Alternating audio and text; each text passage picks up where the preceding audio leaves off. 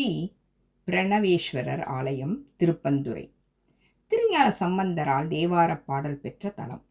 செங்கற்கோயிலாக இருந்த இந்த தலத்தை கற்கோயிலாக கட்டியவர் கரிகால் சோழன். ஆலயத்தில் கரிகால் சோழன் அவரது பட்டத்து ராணி சிலைகள் உள்ளன. திக்குவாய் குறைபாடு உள்ளவர்கள், பேச்சு சரியாக வராத குழந்தைகள் இந்த கோயிலை வணங்குவதன் மூலம் நல்லபடியாக பேசுவார்கள்.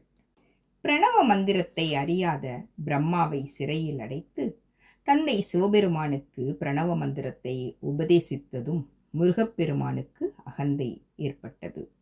முருகனுக்கு ஏற்பட்ட அகந்தையை போக்க சரஸ்வதி தாயார் ஸ்ரீ முருகனை ஊமையாக்கி விட்டார். தான் பேச முடியாமல் போன நிலைக்கு காரணம் தனக்கு ஏற்பட்ட அகந்தையே காரணம் என்பதை அறிந்து வருந்தினார். ஸ்ரீ மகாவிஷ்ணு அறிவுரைப்படி திருப்பந்துறை வந்த முருகப்பெருமான் வணங்கிய விநாயகரே குக விநாயகர் ஆவார். குகனின் விநாயகர். பின்னர் முருகப்பெருமானின் தவத்திற்கு சாட்சியாக துணையாக இருந்தார். இந்த இரு கணபதிகளை ஆலய வாசலில் தரிசிக்கலாம். சிவலிங்கத்தை ஏற்படுத்தி தினம் தவமிருந்து பூஜை செய்து வணங்கி வந்தார். முருகனின் தவத்தில் மயங்கிய சிவபெருமான் முருகனுக்கு மீண்டும் பேசும் சக்தியை தந்தார். சிவபெருமான் பிரணவேஸ்வரர் ஆனார். ஆலயத்தில் கருவறையில் சுவாமி அருகே வடக்கு நோக்கி நின்றவாறு சின்முத்திரையோடு தியானம் செய்தபடி குடுமையோடு ஸ்ரீ முருகப்பெருமான் தண்டாயுத சுவாமியாக அருளுகிறார். இன்றும் இந்த ஊரில் ஊமை குழந்தைகள் பிறப்பதில்லை.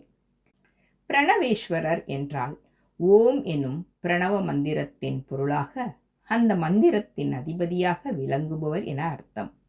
இந்த ஆலயத்தில் உள்ள பிச்சாடனாருக்கு சித்திரை மாதம் பரணி நட்சத்திரத்தன்று அமுதுபடையல் திருவிழா மிகச் சிறப்பாக நடைபெறுகிறது.